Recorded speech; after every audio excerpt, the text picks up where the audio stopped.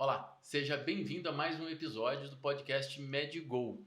Hoje tratando de um assunto que é de extrema relevância para a prática médica em todas as fases, desde a graduação até para profissionais já em estágios mais avançados da sua carreira, que é o raciocínio clínico, competência fundamental para que a gente tenha e chegue aos diagnósticos para o melhor tratamento dos pacientes. Para falar sobre esse tema tão importante, temos aqui dois convidados. Primeiro, doutora Silvana Miranda, primeira vez aqui no nosso podcast, seja bem-vinda. Doutora Silvana é nefrologista com mestrado pelo UFMG, especialista em transplante renal e também pesquisadora clínica. E também o doutor Wilson Faglione, que está de volta aqui em mais um episódio nosso e é neurocirurgião com mestrado pela Santa Casa, e nós vamos conversar aqui dos mais variadas diferenças, né, do pensamento do raciocínio clínico em relação às múltiplas especialidades, como que foi esse desenvolvimento da competência e as estratégias para que a gente chegue a um raciocínio clínico cada vez mais aprimorado ao longo da nossa carreira. Gente, muito obrigado por estar aqui com a gente. Bom, primeira questão, né, Silvana, como que você entende essa competência, como é que você vê a importância dela para a prática médica? Bom, essa competência do raciocínio clínico eu vejo como um pilar da medicina. Não há como um médico ter um bom desempenho se ele não tem essa habilidade desenvolvida. Se ele for insuficiente no raciocínio clínico, ele vai ser insuficiente em fazer o diagnóstico correto e fazer o tratamento adequado do paciente. Então, é uma competência fundamental para o desenvolvimento de um médico em qualquer especialidade. O raciocínio clínico ele envolve, né, necessariamente, né, o desenvolvimento de algumas habilidades, e ele envolve também conhecimento. Como que você tem tratado isso, Wilson? Você, na sua prática do dia a dia, né, tem que fazer diagnósticos complexos, e o diagnóstico geralmente vai impor um tratamento que muitas vezes é uma intervenção cirúrgica, né? Então, é de extrema relevância esse ponto, né? Sem dúvida, Paulo. Obrigado pelo convite estar aqui novamente. Sem dúvida, o raciocínio clínico, como a Silvana falou, ele é de extrema importância, tanto no ensino médico como no desenvolver da carreira médica. O médico que não sabe fazer um raciocínio clínico linear e profundo, ele não consegue diagnosticar e não consegue tratar os seus pacientes. Eu, na verdade, eu não acredito muito em receitas de bolo, né? Então, porque o raciocínio clínico, primeiro, ele é um processo cognitivo. Por se tratar de um processo cognitivo, né, são processos cerebrais, então o meu raciocínio clínico não vai ser igual ao da Silvana, que não vai ser igual ao do Paulo, porém, ele tem que chegar no denominador comum, que é o tratamento do paciente, né? Então, eu acredito que nós temos que treinar e tentar sistematizar dentro das nossas próprias habilidades e características cognitivas próprias o nosso método de tratamento, de diagnóstico. Então, eu acho que a primeira coisa, como eu trato isso, eu acredito que para eu fazer um diagnóstico certeiro, eu tenho que ter uma coleta de dados muito bem administrada. E esses dados a gente tem na anamnese, no exame físico, no exame físico do paciente, e podendo ou não ter dados também em exames complementares. E o que eu vejo às vezes, né, em residência, ou às vezes em alunos de medicina, é aquela ansiedade em chegar rapidamente a um diagnóstico, pulando algumas etapas que são necessárias. Então, eu acho que a primeira coisa é estruturar o seu raciocínio. Agora, a velocidade que você vai estruturar e como você vai ordenar essas etapas, eu acho que é próprio de cada um. E própria também do paciente que está na sua frente. Porque tem pacientes que o raciocínio clínico vai ser muito óbvio e fácil, tem outros que vão demandar mais tempo. E isso que o Wilson falou é fundamental, porque para você desenvolver essa competência, a primeira coisa da base é você conseguir fazer uma boa anamnese. E aí vem uma disciplina que ela é fundamental na carreira médica, que é a semiologia. A semiologia ela tem que ser feita de uma maneira muito profunda, com um aprendizado forte, porque é aí que vai começar todo o seu processo. Se você não conseguir extrair as informações do seu paciente, se você não conseguir interpretar essas informações para você fazer perguntas adequadas em seguidas, não vai andar e você não vai conseguir fazer o raciocínio clínico. Então, e é muito interessante o que ela falou, que, né, o que a Silvana pontuou, que o raciocínio clínico ele é uma habilidade do médico, mas ele não depende só do médico. Ele depende do paciente, ele depende do outro lado da mesa e ele depende, por exemplo, do local onde você está. O seu raciocínio clínico frente numa sala de emergência, ele tem que ser completamente diferente, ele necessariamente tem que ser completamente diferente do que no raciocínio clínico que você está à beira do leito ou na tranquilidade do seu consultório. Então, são habilidades que não dependem só do médico. Nós falamos de várias questões aí que são importantes, né? Uma delas foi técnica de entrevista. Né? Então, quando a gente fala de semiologia, né? A semiologia ela vai trazer algumas instituições têm chamadas na matriz curricular hoje em dia a semiologia de propedêutica ou colocado a semiologia dentro de outras unidades curriculares, né? É muito importante a gente citar isso, né? Que a metodologia de ensino hoje trabalha muitas vezes com unidades curriculares, aonde o conhecimento semiológico ou propedêutico está incluído, mas é muito importante que o aluno, nesse processo, compreenda onde ele está inserido e o que ele está aprendendo, né?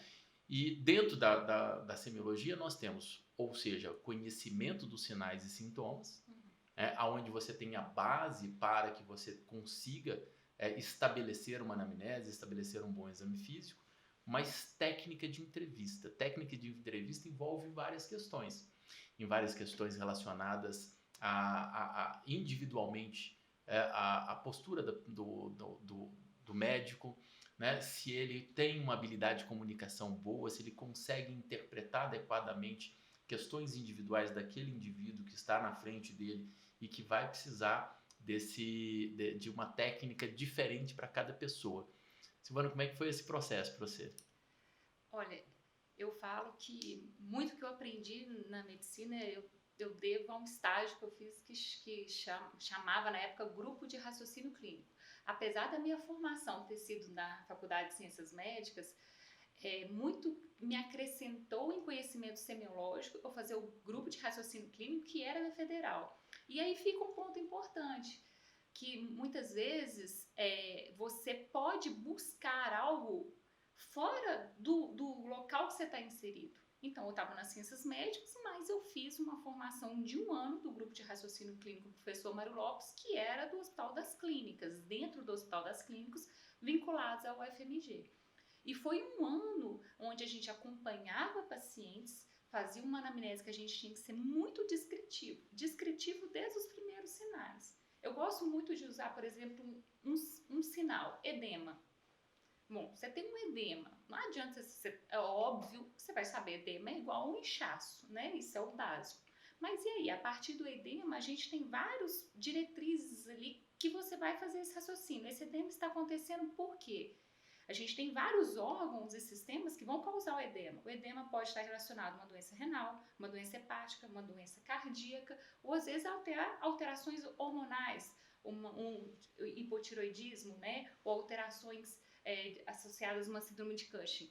Então, o conhecimento teórico daí é importante, porque não adianta nada você extrair a informação do edema se você não tem um conhecimento teórico de doenças e patologias para você fazer esse racional e aí você fazer a pergunta subsequente. Esse edema surgiu como? Ele surgiu há quanto tempo? Né? E aí você vai criando e construindo a narrativa desse paciente para chegar no diagnóstico. Uma das questões que é extremamente interessante é o fato de que a gente, no processo de aprendizado, a gente tem um livro, né? A gente tem as discussões, a gente tem os professores, e aí a gente aprende, né? A como avaliar um sinal ou um sintoma, né? De ponta a ponta.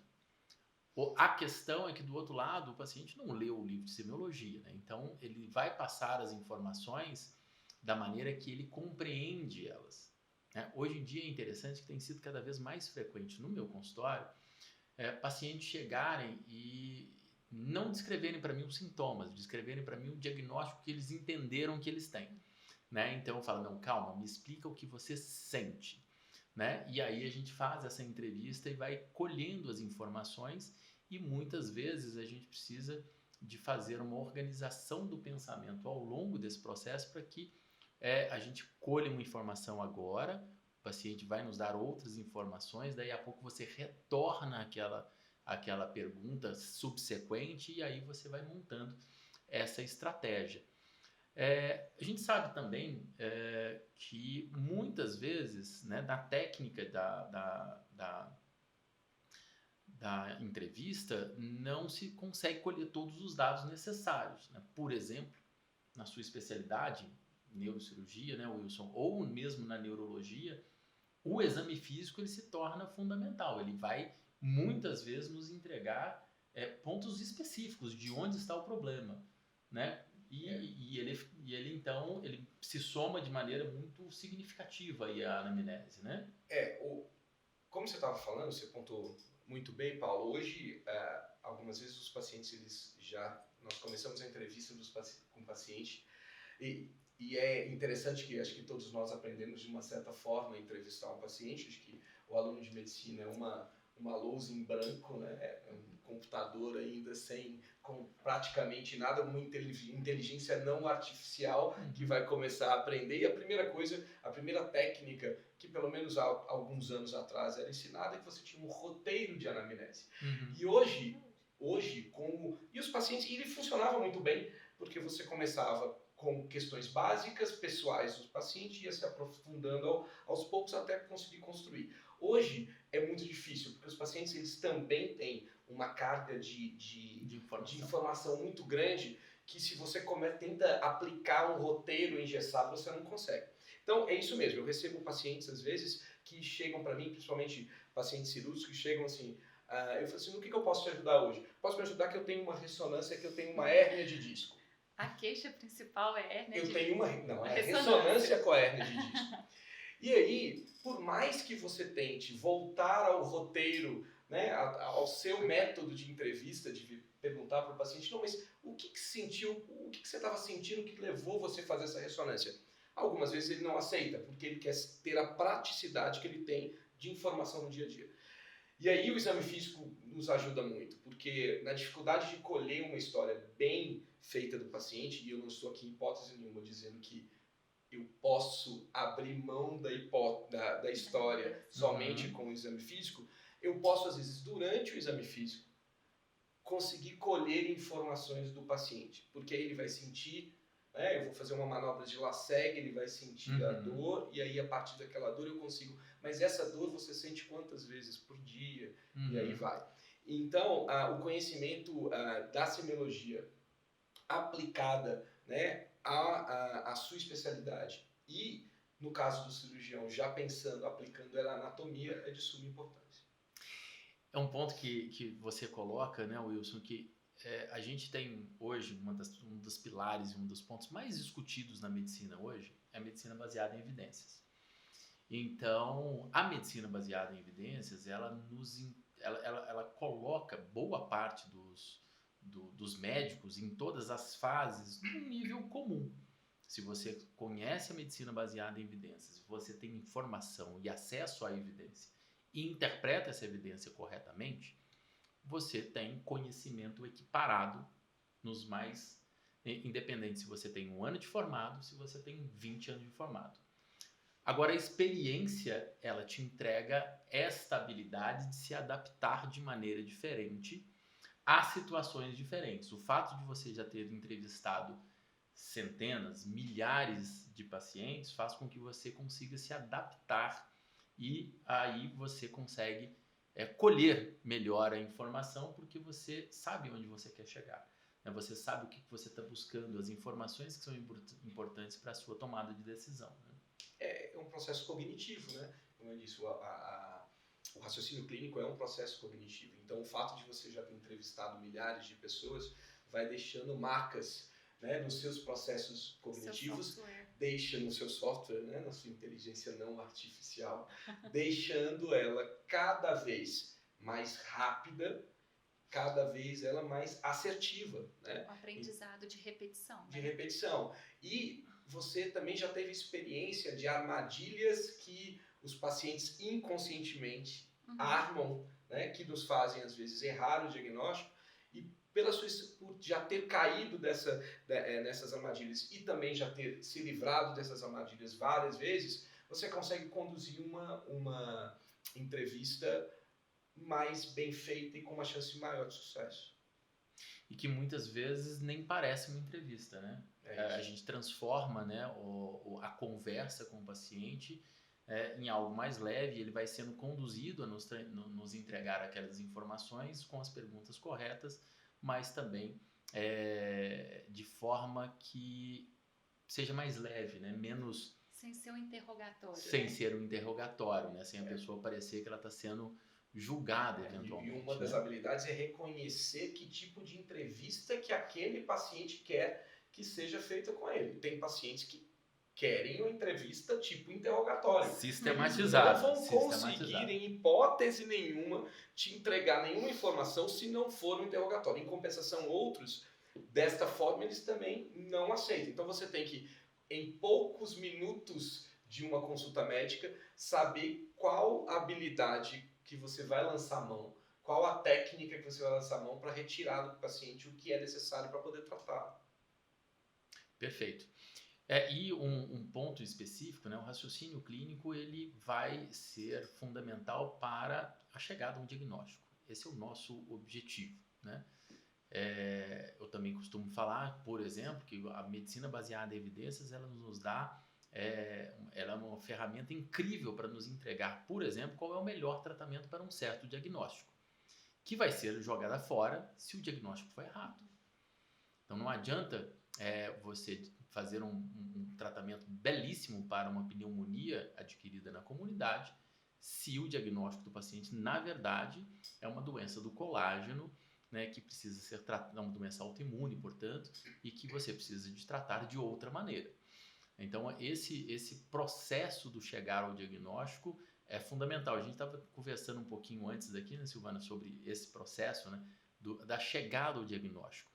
Como é que você faz hoje, né, na sua sistematização? A gente já conversou, né, algumas habilidades, observação, interpretação, e temos vários métodos de hipótese, probabilidades e outras questões que envolvem esse processo. Como é que você trabalha isso no seu dia a dia?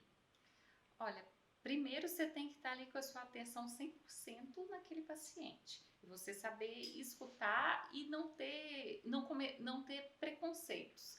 Porque, às vezes, parece que o médico ele quer buscar aquela hipótese e ele modifica a entrevista para a hipótese que ele acha... Para validar aquilo que ele acha que é Então, você tem que ir sem esse viés. Você tem que chegar com o seu software naquela hora para obter as informações vazio.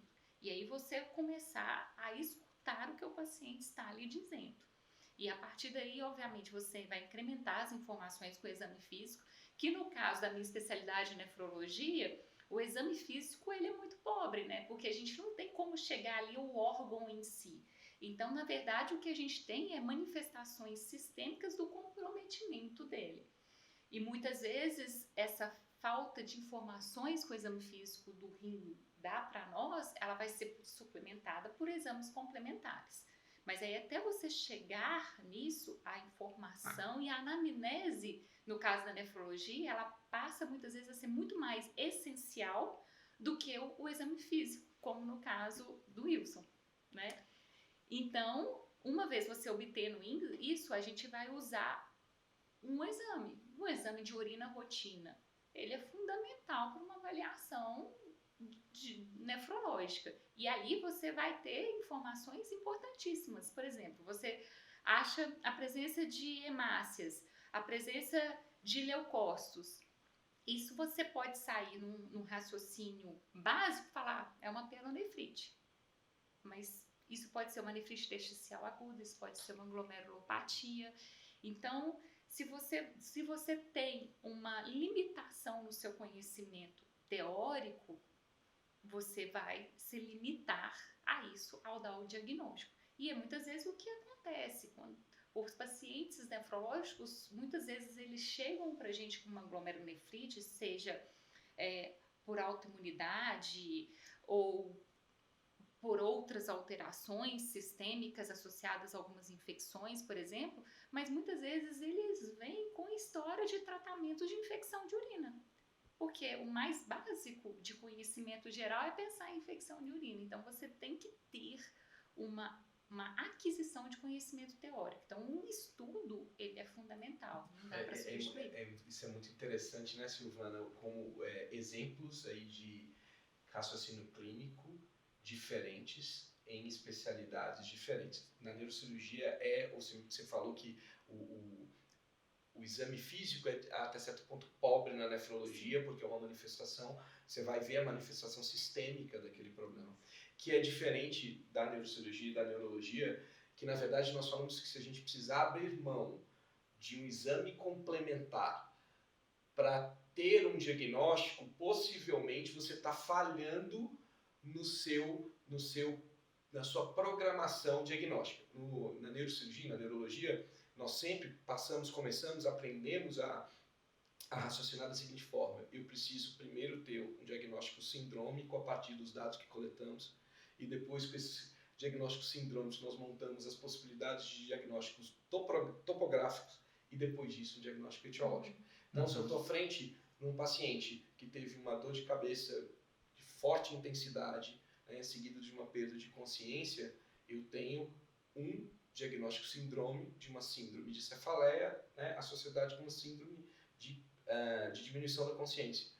E aí eu vou tentar topografar com o exame físico do paciente onde estava isso, para depois chegar na conclusão que era uma hemorragia subaracnoide. Então, antes de qualquer exame, para que vai me servir o exame? Para a gente saber a extensão da hemorragia, a gravidade da hemorragia e talvez o porquê daquela hemorragia. Ele vai confirmar o diagnóstico que você fez na avaliação clínica.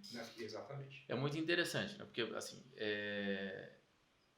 boa parte das vezes deveria ser assim mesmo, né? A gente faz a anamnese, faz o exame físico, chega a um diagnóstico sindrômico. Do diagnóstico sindrômico, a gente faz a estruturação das múltiplas hipóteses diagnósticas. As hipóteses diagnósticas nos gerarão caminhos a serem comprovados. Os caminhos a serem comprovados, eles vão passar pela probabilidade, ou seja, qual que é a probabilidade daquela hipótese ser. E aí você falou, né, Silvana, um exame de urina alterado, associado a uma sintomatologia sugestiva de infecção urinária, a probabilidade é que realmente seja uma infecção urinária. Mas, se isso se repete, ou a ausência da sintomatologia clássica, aí você tem que pensar, um exame de urina alterado na ausência de sintomatologia, aí é uma outra questão. Existe algo acontecendo aqui, né, que existe até a infecção urinária assintomática, mas há de se pensar em hipóteses menos comuns. E aí você faz a estratégia propedêutica. A estratégia propedêutica para se chegar à confirmação diagnóstica. Eu vejo vocês falando, então eu já puxo para a endocrinologia, ou seja, na minha especialidade, né, eu faço essas hipóteses, mas o laboratório é fundamental. Laboratório e imagem vão ser muito importantes para o diagnóstico, para eu poder estabelecer tratamentos, mas o laboratório ele é fundamental e a imagem só pode vir depois do laboratório. Aí no meu caso, por exemplo, eu faço anamnese, exame físico, tenho a hipótese diagnóstico, confirmo com o laboratório e quando o laboratório me entrega, aí sim a imagem vai ser aquela que vai me ajudar no diagnóstico. Né? Então tem toda uma sequência. Mas agora é o outro problema. Nós temos hoje em dia, né, dois dilemas. Né? A necessidade do exame certo e cortar o excesso de exames, que é extremamente frequente os pacientes chegarem para nós com folhas e mais folhas de exames laboratoriais e boa parte deles desnecessários. E chega e fala assim, olha, eu vim aqui porque o meu exame está alterado. Como é que a gente consegue evitar isso, Silvana? Voltando na base que é da semiologia. Tudo tem uns passos para serem seguidos, né? Você me contando isso, eu lembrei de uma história de um radiologista, que ele falou que estava lá, fez uma tomografia do abdômen e que aí o médico que solicitou a tomografia chegou e perguntou, e aí, o que você achou? Ele falou, não, mas o que o paciente tem? Ele, dor. Você achou apendicite? Não. Você achou colecistite? Não. Diverticulite? Não. Poxa, como que foi feita essa anamnese para sintomas tão diferentes e localização diferentes? Esse médico está fazendo essa pergunta. Então, não é, ele pulou a etapa, ele foi para o exame antes de ter as informações necessárias. Né? Transferiu a responsabilidade diagnóstica. Exato, transferiu a responsabilidade diagnóstica. E isso não dá, você não vai chegar num diagnóstico adequado. Por sorte, às vezes, né, até chega, mas é sorte. Né? É uma roleta russa, né? O processo não foi seguido. Quando o processo não é seguido, se ele dá certo, é sorte. É sorte. Ou azar do paciente, às vezes, porque o que nós vemos com, né, solicitações desmedidas de exame é pacientes serem tratados, às vezes, de coisas que são incidentais.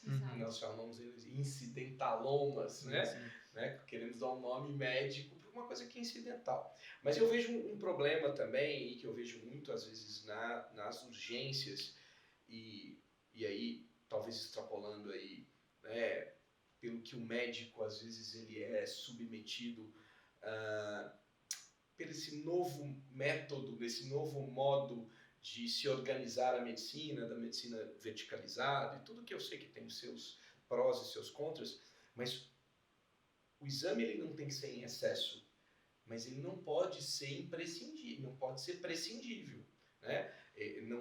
Algumas vezes nós nos vemos diante de situações de pacientes que tinham sintomas necessários para ser solicitados exames e eles não foram. E não foram por quê? Ou não foram porque o paciente, o médico que o atendeu não raciocinou corretamente porque ele tinha que atender muitos pacientes no mesmo momento, ou porque lhe é negado a realização de exames em excesso, né?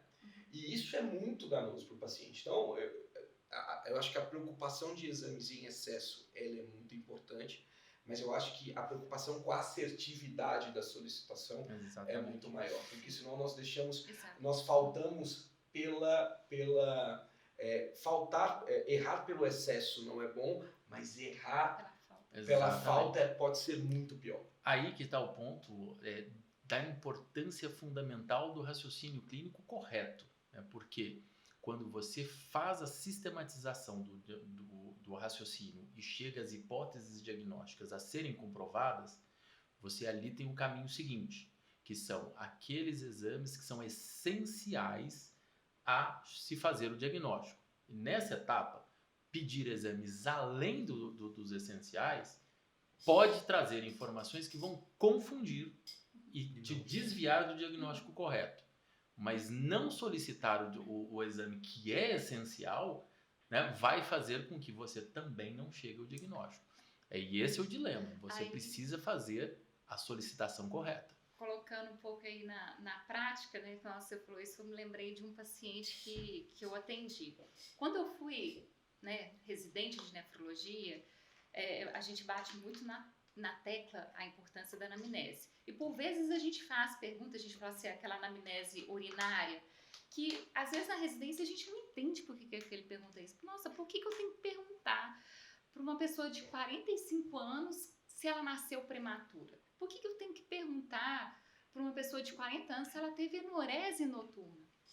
E aí, na hora que você se depara com isso, você vê e aprende e ganha conhecimento, você vê que isso é fundamental. Hoje, a doença renal crônica, uma das principais causas é etiologia indeterminada.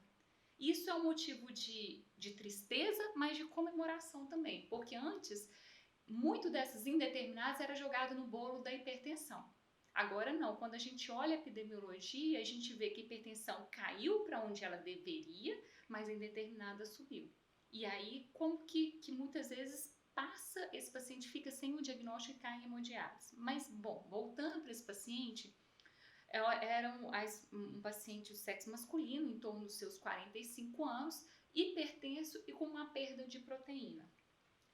E na investigação, muitas vezes você faz, vamos fazer sorologias, hepatites, FAM, e ele veio um FAM positivo. E ele foi dado um diagnóstico de lúpus, um FAM baixo, onde a gente sabe que uma porcentagem da população tem um FAM positivo e não tem lúpus, isso não tem significado clínico. E ele não tinha nenhum outro comemorativo ali, quando você vai fazer a avaliação do lúpus, né, na estratificação das manifestações, ele não tinha critério. Mas ele ficou com aquilo e aquilo foi remoendo ele, inclusive emocionalmente. Quando ele chegou para mim, ele chegou com um bolo de exame. Aí eu falei, não, guarda os exames, vamos conversar. E eu fui seguindo. Sabe aquela listinha da anamnese? Na hora que eu cheguei na história pregressa, eu perguntei, você nasceu prematuro? Ele, nasci, doutora, nasci com 27 semanas. Aí eu falei, olha, nasceu com 27 semanas, ele não teve a formação de néfros, ele nasceu com oligonefronia. Isso, evolutivamente, aumenta o risco de hipertensão e pode dar um grau de proteinúria, principalmente se ele tivesse tido uma obesidade. Eu falei, e na sua infância? Você foi obesa? Ele, fui. Fui obesa a minha infância e a adolescência inteira.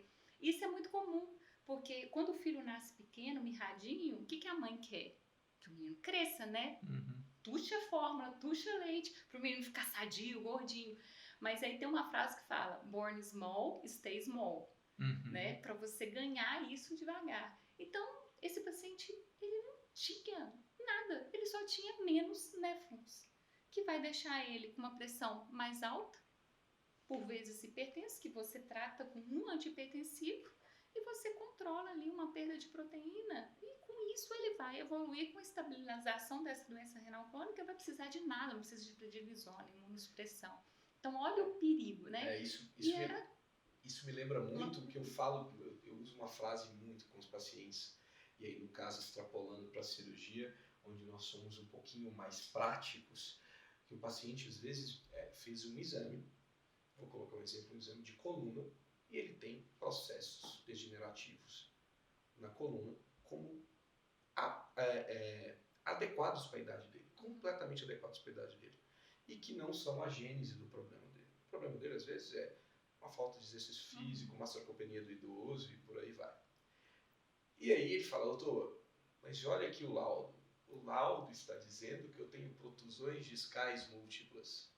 Aí eu falo, eu não opero o seu laudo, eu opero o paciente, eu não opero o exame. Então, isso é a mesma coisa, é o paciente que tem uma alteração adequada para o biotipo dele, né, para o fenótipo dele ou para a idade dele, e isso causa no paciente um laudo positivo, principalmente um laudo de imagem, que é um laudo descritivo, não é positivo, negativo, uma ansiedade tão grande que ele sai procurando, e ele, algumas vezes, se você não gasta um tempinho para explicar para ele que aquilo é uma alteração que ele vai conviver com ela, ele vai procurar diversos médicos, até que ele ache algum que o trate, né? E talvez esse tratamento pode ser até iatrogênico. Iatrogênico. Bom, essas duas questões trazem pontos fundamentais também para a prática médica, né? O diagnóstico tem que ser sempre contestado, principalmente quando o paciente chega de outros médicos para você. Se você não consegue, na sua anamnese, no seu exame físico e na sua avaliação daqueles exames que porventura já foram realizados, chegar ao diagnóstico que foi passado anteriormente, você tem que contestar e começar tudo de novo, né? Porque corre-se o risco de você dar sequência a um tratamento que, como você citou, não traz benefício para o paciente. Eu costumo brincar com meus alunos e falar assim, se você tenta pegar o bonde andando, costuma-se cair no chão de cara, né? E é exatamente o que acontece. Você acaba fazendo o tratamento equivocado e seguindo-se desse ponto. O outro lado é alteração em propedêutica, seja laboratório, né, seja radiológica, deve ser interpretada de acordo com sinal e sintoma. Porque há uma ordem, né, de relevância das informações. né? E, obviamente, a ordem da clínica é soberana. Essa frase não é tão repetida, não é à toa. A clínica ela é soberana à propedêutica.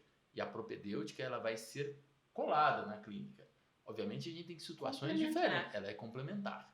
Obviamente, a gente tem situações em que encontra-se algo que precisa ser tratado. Por exemplo, na oncologia, isso acontece com muita frequência. Mesmo achados incidentais, Sim. tem que ser tratados. Tem que ser tratados, porque eventualmente trata-se de uma doença que estava lá insidiosa, pouco sintomática, silenciosa, e que foi encontrada. Mas isso não é a regra, isso é a exceção. Mas parte de um conhecimento anterior. Um conhecimento de estudo, muitas vezes epidemiológico, que é daí que surgiram os exames de rastreio, para você fazer um diagnóstico precoce para aumentar a sua chance de cura, né? E aí parte, por exemplo, na mulher, o câncer de mama.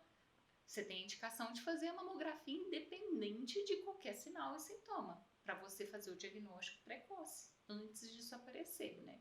Mas isso vem de um histórico, de um aprendizado médico, né? Exatamente. E aí, nesse caso, há as orientações. A gente tem as orientações de rastreio, né? Por idade, por fase, né? Desde nascer, né? O rastreio ele começa com o teste do pezinho, né? Que exige interpretação também. Por exemplo, aí eu vou usar um exemplo. Quando eu era acadêmico, eu fui monitor de pediatria e acompanhei um ambulatório de fenilcetonúria lá na minha faculdade. Né? E eu aprendi que o teste do pezinho feito com 2 dias não me entregava o diagnóstico de fenilcetonúria, por isso que ele tinha de ser feito no 5º dia, porque a criança precisava ser exposta ao consumo proteico do leite materno para que estivesse elevado esse nível de fenilalanina, que aí nos daria o diagnóstico, ou seja, fazer um teste mais precoce, né, no afã de resolver o problema, não traria aquela resposta que a gente está procurando. Depois desse debate, eu queria que vocês passassem um recado, né, para quem está começando, para quem está desenvolvendo, para quem quer desenvolver mais essa habilidade do raciocínio clínico, do aprendizado semiológico. Quais são as dicas que vocês dão práticas, né, para os nossos ouvintes aqui e as que estão nos acompanhando no podcast? Bom, acho que primeiro é não entrar numa ansiedade, né? Porque o raciocínio clínico, ele vai evoluir com o seu conhecimento, tempo e experiência. Não adianta um aluno de medicina se cobrar um raciocínio clínico no primeiro ano de medicina. Ele não tem as ferramentas e as habilidades necessárias para isso. Tudo vai ser ganhado com o tempo, né? E a partir daí eu acho, estude, semiologia é algo fundamental, não dá para pular de forma nenhuma essa etapa, né? A busca do livro-texto é muito mais eficaz do que você aprender com slides de PowerPoint. Então, aquilo vai te dar um conhecimento e não adianta ler uma vez. A primeira vez que você vai absorver vai ser pouco. Você vai ter que ler mais vezes, né? Então, exige sim um comprometimento e uma vontade. Mas é muito gostoso, né? Na hora que você vai crescendo e adquirindo essas habilidades e você fica feliz quando você faz um diagnóstico correto. É prazeroso pra gente, né? Quando você chega um paciente que passou por vários médicos com aquela dificuldade, você consegue clarear e dar para ele o tratamento adequado. É o que faz a gente seguir em frente. Então, eu acho que da habilidade eu chamo atenção para a semiologia.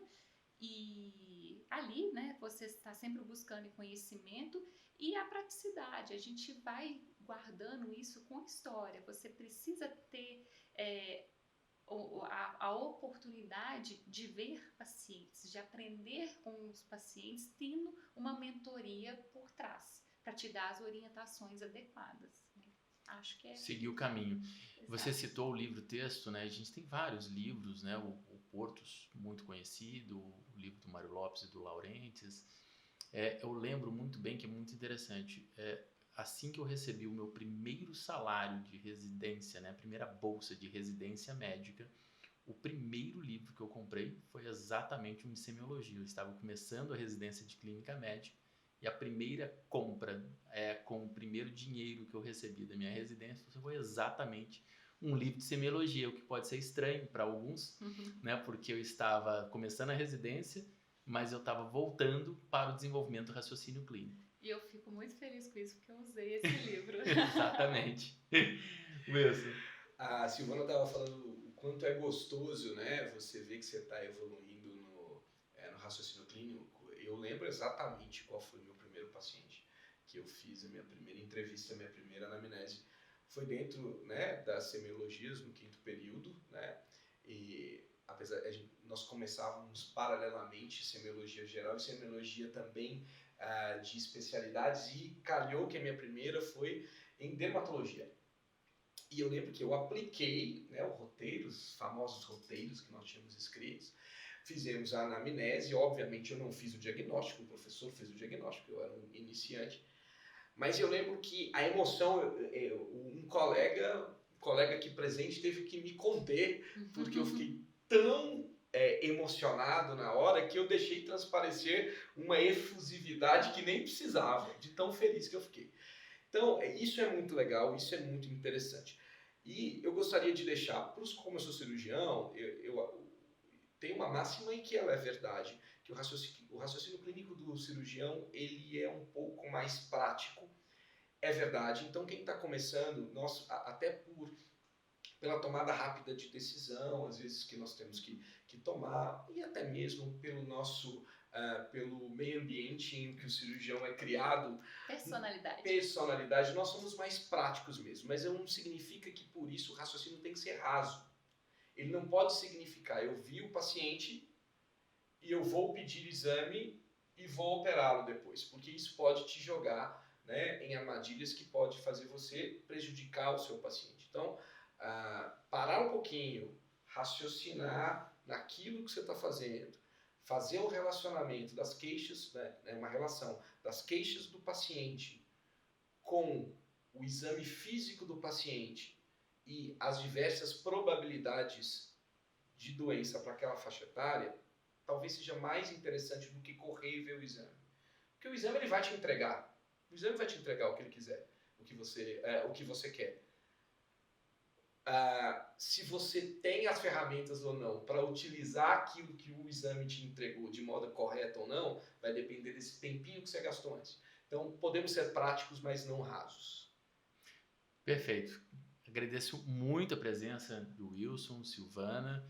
Voltem sempre. Espero que vocês tenham curtido também, né, fazer esse episódio. Espero que vocês que estão acompanhando com a gente aqui também tenham curtido, né? Siga o nosso podcast, siga nossas mídias sociais, e a gente está sempre aqui para trazer cada vez mais informações, conteúdos de qualidade para ajudar na formação e no conhecimento e desenvolvimento do estudante de medicina, do jovem médico. Abraço para vocês, nos vemos no próximo episódio. Até mais.